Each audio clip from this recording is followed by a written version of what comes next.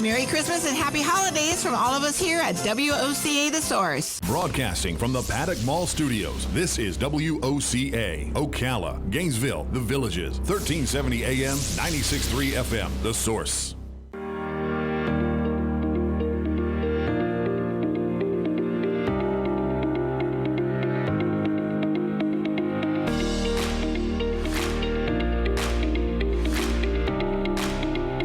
All right, 25 minutes before 10 o'clock. The other day we were talking about the faces. They had a camera on people who were walking into the room that David, the statue, is in. And when they first walk into that room, their faces are like, oh my. Oh my. Look at that. Big statue over there. Exactly. I think our pictures on the WOCA website are so old. The same thing happens to us. They walk in here and they look at us. Oh my. Yeah, exactly. You guys got old. What happened? I thought you were young. No, we're not young. So we're going to talk about getting older. Lindsay Collier is in the studio. He served as a captain in the United States Corps of Army Engineers. Oh my gosh, that's pretty cool. You were Kodak's technology leader for creativity. Oh, that is cool. Did you do the picture on the cover of the book? Look at that beautiful picture right there. Oh, let me put your picture on. Your in-studio picture. So there you are. And the book is called 50 Shades of Growing Old: How to Grow Young in Your Second 50 Years. So I have 14 years of experience over 50. So I'm sort of you're young. Sort of wondering what I need to look forward to. It's fun. It's fun being old. Yeah. Isn't it? I think so. I'm So how you doing? Nice to meet you. Are you from the Villages? I am. And where'd you move there from? I know nobody's... Well, I was stationed in Germany. Then I moved to Rochester, New York, where I worked for Kodak. That's where I moved from, actually. Oh, okay. But I'm originally from the Boston area, so I could talk funny. There you got the Boston thing going, yeah. I do. So you were in Germany in the Army Corps of Yes. Engineers. Okay. And what do you do in the Army Corps? You build canals and stuff? Actually, what we did is we built roads and bridges. Yeah. But to be honest with you, when I was over there, we would build more soccer fields than anything else because we were trying to impress the Germans and create good relationships. Oh, well, Oh, my. nothing wrong with that. We had a great time. So we went to the Villages the other day. I think I heard Robin telling you that, and I kind of like it down there. And we're getting old too. So I often think, people are having fun down there. And is that what attracted you to the Villages? Was that there was a youthfulness about it? Yes, absolutely. We were actually my second wife and I were looking down at Naples and Bonita Springs to find a place, and then we drove back towards Rochester. We drove through the Villages, and we figured we heard about that, and so we figured we'd stop and take a look.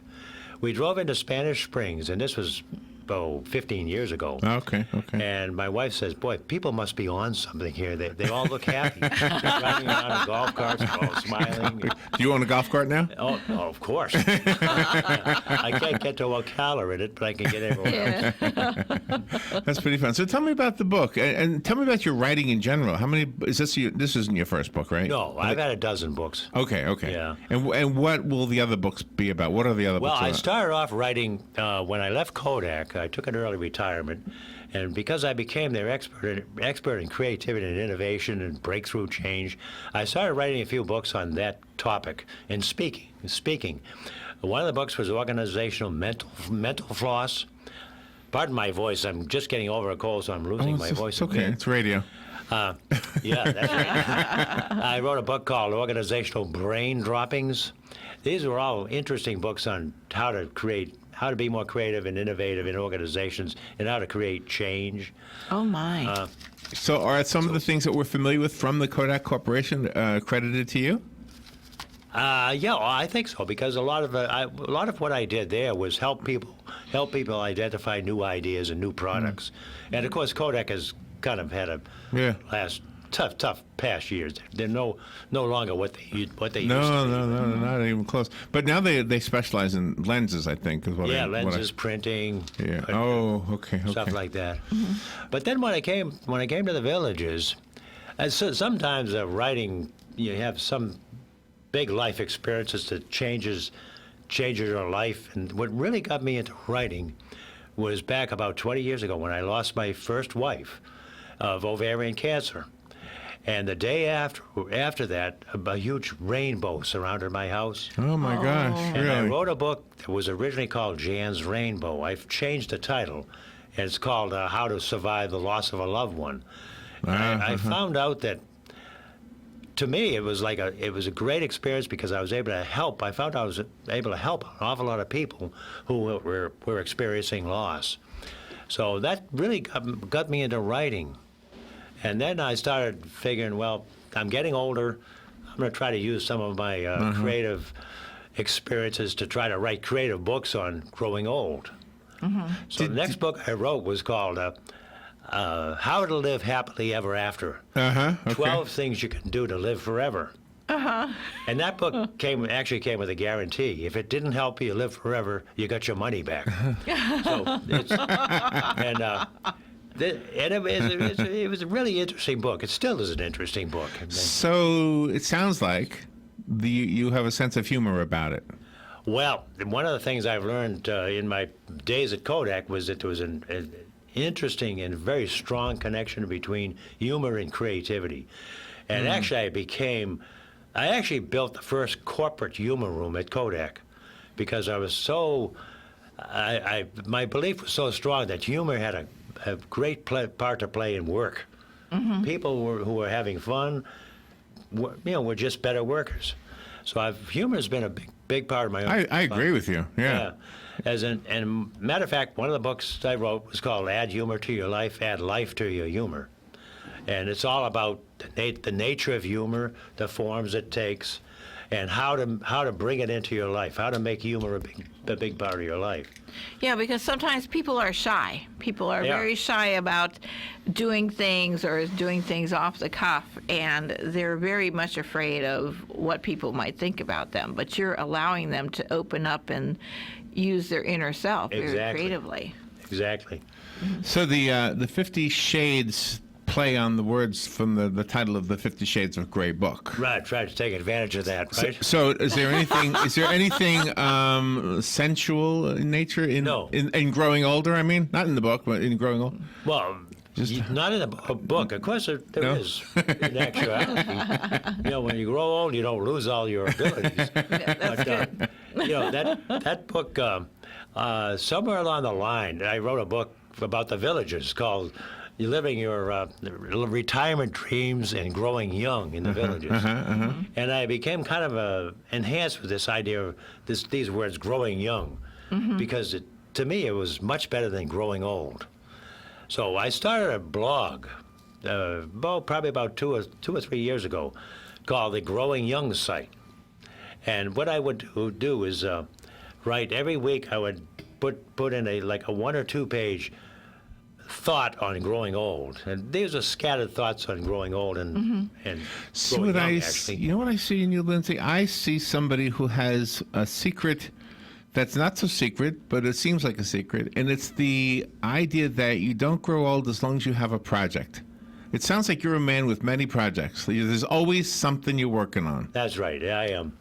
I can't see retirement in my life. And whenever I know somebody who seems like you are coming across to us right now, same thing. They always have a never-ending supply of projects. Jerry Lewis, the comedian, I think I saw an interview with Jerry Seinfeld, and Jerry Lewis was really old at that time. Still had projects. Still had something he was doing. Sure. Yeah. Yeah, you have to. I have a long list of things to do. And I figure I'll never get them done, but I'll never die until I get them done. So that means I'll never die. Right. So how do you help your partner have that same persona? Because sometimes partners don't like that. They like to sequester themselves. Oh, that's a loaded question, and I hope my wife isn't listening. Because she doesn't always share the same optimism that I share about growing old versus growing young. But I try to be always upbeat. I think that it amounts to always be optimistic, always be upbeat about life. And, the more, to the extent that you can do that and share that with other people, you're going to help them as well. Well, all you have to do is imagine yourself in 20 years. Yeah. And you will look at today as young. Right. You'll say, oh, I was so young back then. You'll look at an old photo of yourself from today in 20 years. And then 20 years after that. Oh, yeah. So it's always, what is the Einstein thing? It's all relative, right? It's all relative. I can remember when I thought people in their 60s were really old. Yeah. And then when you're in your 70s, it's like, wow, 60 people are really young. Yeah. You know? Right. Well, how do you introduce yourself? How does a person introduce themselves when they are relocating into a different type of community? How do we introduce ourselves? Yeah, to the new neighbors, and that you're there and you want to be active. You don't want to just not know them, and there are different kinds of organizations to help out with things like that. Yeah, well, as you probably know, in the villages, there's over 3,000 clubs. Oh my! It's just amazing. There's so many things to do there. So what you just do is try to get into some of these and just kind of. Whatever you're interested in, there's a club in the villages. The only one I think of that is not there yet is bungee jumping. Oh, there you go. Everything else, clubs. Now, that's funny. That's good. So that's what I do anyway. I just get into as many clubs as I can. There's only so much you can do. So tell me about the book. What am I going to read in the book? Well, the book is, I originally was going to call it Scattered Thoughts on Growing Old. Wow, that sounds too academic. This is a more fun title. But then I said, well, 50 Shades, might attract some people. Yeah. Yeah. That's why I titled it that. And there's actually I think there's 125 chapters in the book. Really? But the chapters are only a page, 2 pages, 3 pages long. Okay. And the chapters are actually taken right from my Growing Young site, the blog. Oh, okay. And the reason I called them scattered is because they're about all sorts of things. One chapter might be on why celery is so good for you. And the next chapter might be how you can use humor in your life. And Why the is next celery so good for you? chapter might be a little bit about, surviving loss. Why is celery so good for you? I can't let that one go. Oh, I forget. There's lots of reasons, but and I don't profess to know them all. But it's in the book. You got to read the book. Fun. We're having a fun interview with you. Well, one of the first chapters is entitled "What if the hokey pokey is what it's all about?" Oh, there you go. And I got that idea because I found a hat that said exactly the same thing. I got to thinking, like, sometimes we take life too seriously. So maybe the hokey pokey is what it's all about. You know the guy who created the hokey pokey died, right? Did you know what happened, though, What happened? when he died? No, I don't know. Yeah, his name is Larry Parise. And everything was going well. Yeah. Until in the funeral, when they tried to put his body into the casket, Right. and they put his left leg in, Yeah. and then all the problems started. You've never heard that, huh? That's too funny. So growing old is the topic, but only after 50. So when I was younger, I was probably 22, and I had a girlfriend, and she was 22, and she said to me, "I'm getting so old." Herself, talking about herself. And I said, 22? "No." And Wow. I never felt old. I don't feel old now. But I said to her, "We're only 22. How can you feel old?" And now she's 64. Yeah. Wherever she may be, but it is interesting how we think that. What is it about culture? Do you think that age is even an issue? Is it strictly American, or is this universal? Humans have always worried about getting old. Oh, it's probably universal. I think a lot of people worry about getting old, and I can't say I don't worry about getting old, but I try to, instead of worrying, I try to have fun with it. I try to enjoy it. But what is it? I mean, there really is no difference. I don't feel, except for the fact that your body might break down.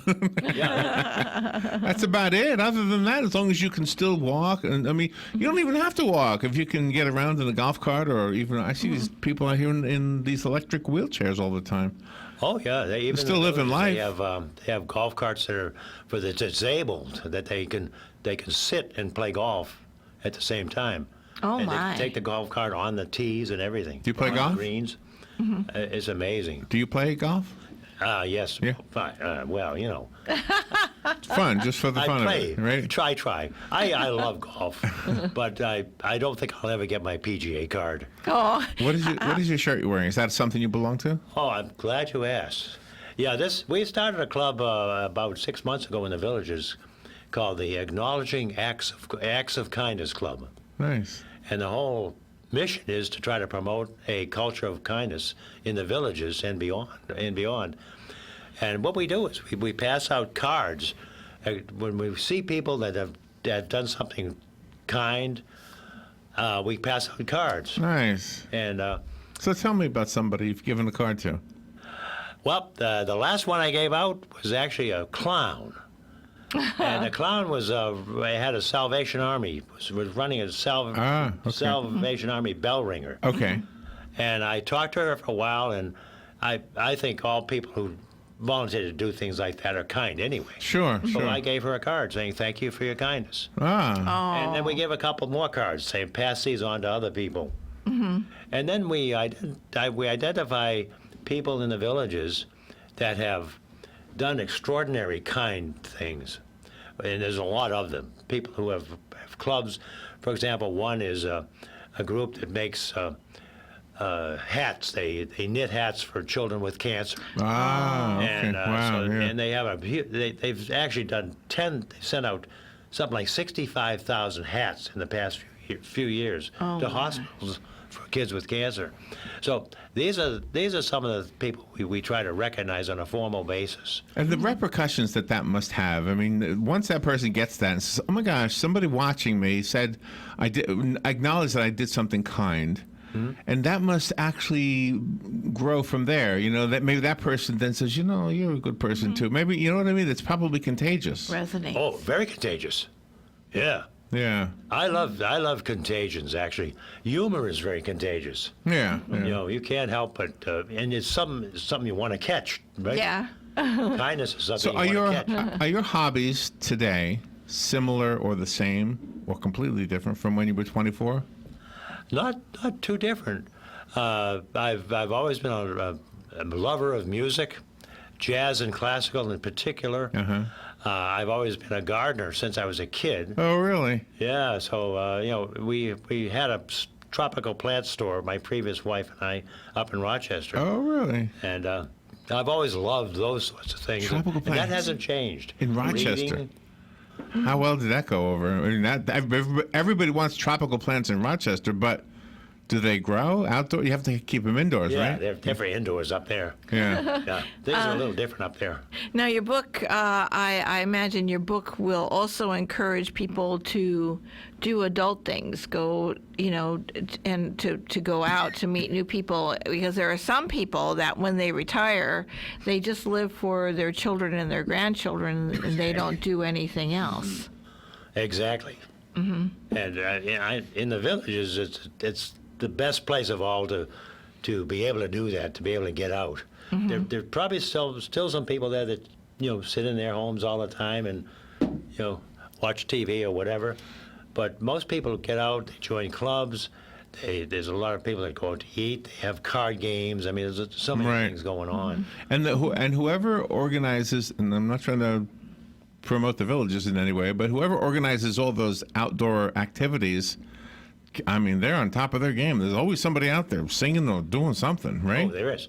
Yeah. Well, there's three downtown type areas. Yeah. Each one has, every evening of the year has entertainment, and they have some wonderful bands. Yeah. Bands that play. I often wonder if the villagers, yourself would be one of them. Do you go to one of those downtown areas and that's yours, or do you go to all three of them? Do you circulate?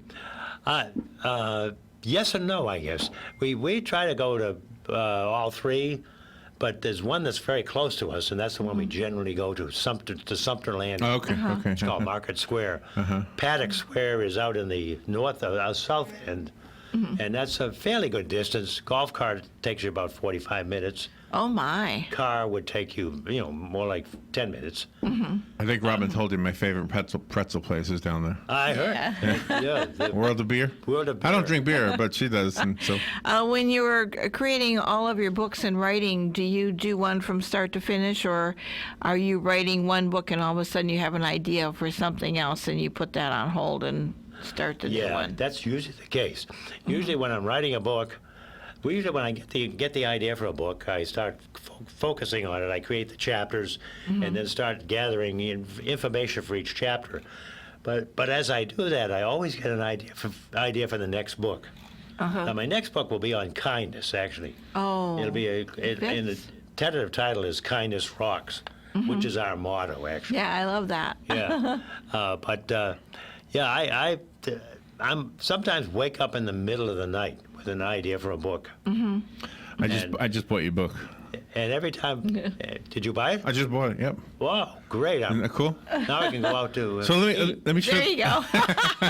All right, so let me show the cover of the book. Here's the cover. Is that your wife? I don't want to make assumptions. No, who's that? That's a stock photo. That's not me or her. Is that right? I don't know who that is. Yeah. I'm serious. That's not you? I'm a low-budget bookmaker. You know, I make it through Amazon, and I use this actually site called Fiverr, where they used to sell things for $5, and you can get people in there that will design a book cover for you. Oh, nice. But they use stock photos. Okay. And that's a stock. I have no idea who those people are. Do you find what part of the process is tougher for you? Sometimes editing, do you think? Because you hate to throw things out. Editing I'm not a good editor, so I always try to get a number of people to edit my books. Toughest thing is sometimes knowing when to stop. Because when you write, it's not like you write it down, it's done. When you write, new ideas come. They want you to expand the book, but at some point in time you've got to say, I've said enough. This is the book. But the way you've described it, that made me want to buy it. Not that I don't like novels, because I do, but I like the idea that it's almost like reading a blog. It is. So that's why it's a blog. I like this book it. is a blog. It is a blog. Okay. Yeah. So if you were doing the blog, are you still doing the blog? Yes. Okay, so today, what happens to you today will end up in your blog. When do you write, in the morning or evening? I usually do it on a weekly basis, so I'm a more of a morning person, I think. So the whole idea of promoting a book is fun or no? Is it a lot of work just coming out and doing this? I have to be honest. That's not my favorite part, is promoting and marketing. I'm not a big salesperson. So I do promote it. I promote it on social media as certain book sites. So you mentioned it's not my biggest.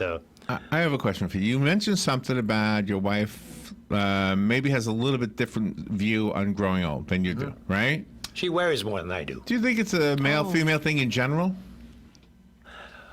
That's a good question. I'm not sure. I would venture a guess that females worry more about growing old because they're always worried about wrinkles and stuff That's like it. that. It's the looks. Us guys don't worry about wrinkles. That's because we don't. We love wrinkles. And I wish women would realize that once you're in love with that woman, the looks don't matter anymore. Oh, absolutely. It matters to her, but not to you. Yeah, but they don't understand that. No, they don't get that. She doesn't know that. And meanwhile, we think our looks matter, and they probably do. I love the fact that your books are emotional. I mean, gosh, the very first book you wrote was about loss, and you must have cried through some of that. That book there was a lot of tears involved. Oh yeah, I can see. This was we were married for 40 years. She was my childhood sweetheart. Oh my gosh! And we were just getting ready to retire, and we were thinking where we wanted to go when we retire, and then gone. And so it was a tough time of my life, but I found it was extremely helpful. It was part of my recovery to write that book, the fact that I was helping so many other people. Oh, exactly. Because it's a very comforting book. Yeah. We've had a number of authors who've done that, and even through our personal lives, we've done this for 17 years. So we've had people pass away in the course of doing the show. We'll have an author. It's sometimes interesting how things, coincide or synchronicity, whatever they call it. Right? But humor is so important. For every day of your life, a person has to find humor in something. Oh, absolutely. And I would say there's probably a lot of chapters that look at various aspects of humor in this book, because that's that's. Well, I'll be reading it this I afternoon. actually teach a course on humor in the villages. Oh, you do? Yeah. See that? You're a man of projects. I love that. Oh yeah. You're a project man. Yeah, I am. Lindsay Collier, thank you so much for coming in here today. The book is called 50... Did I say something wrong? No, I was just saying my pleasure. 50 Shades of Growing Old, How to Grow Young in Your Second 50 Years. Lindsay is a resident of the Villages. I found it on Amazon. Do you have a website or just the Amazon? I do have one of my best websites is my Amazon site, and it's amazon.com/Lindsay/author/Lindsay Collier.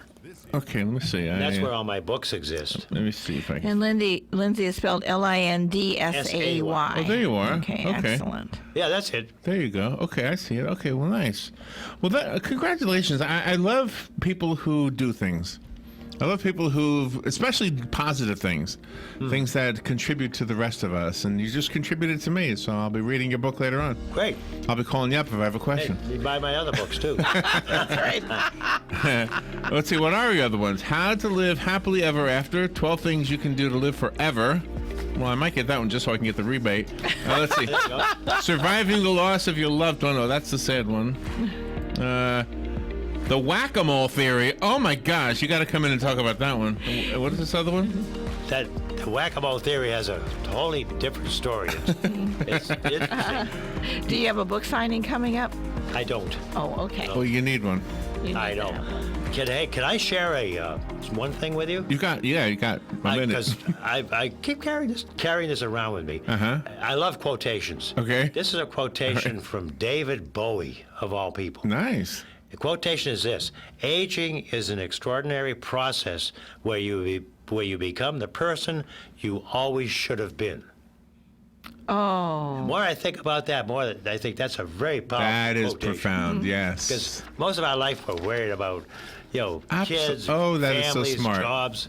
And when you get older, you start being able to do the things you always wanted to be. So, Very smart, very smart. That is wonderful. Well, that's one thing. Hopefully we get older and wiser. So, yeah, Lindsay, thank you. my pleasure. We will be right back. This is The Source, WOCA Ocala.